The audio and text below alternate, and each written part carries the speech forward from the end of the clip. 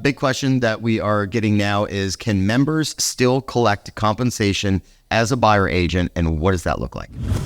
Yes, 100%. And thank you for doing this, because, there are a lot of myths and misconceptions, misinformation out there. And I think, the members really need to hear the facts exactly how they are supposed to be heard, right? Absolutely. The short answer is yes. You can definitely receive compensation. It just looks a little bit different.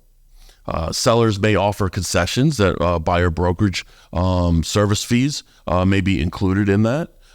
They also maybe buyers will be paying the buyer's agent's compensation. So, it really is just important to make sure you're transparent, make sure you're sitting down with your buyers and they understand how you're going to be compensated.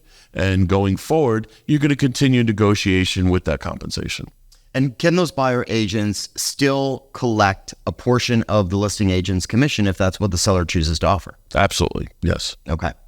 Courtney, if there will be no offer of compensation in the MLS when the field is removed, which we know is going to happen, but sellers are allowed to compensate buyer agents, how and where will it be displayed or made known to buyers that the seller is willing to help compensate the buyer's agent? I'm glad you asked that question. So a lot of these questions are questions that we're getting from a ton of our members. So I'm happy that we're addressing them here today. This one in particular, we've been getting a lot. And David alluded to some of these previously already, but there are several options for this. The first I want to point out is that listing brokers are allowed to display an offer of compensation for their listings directly on their brokerage website. Okay. So that will be an option for them.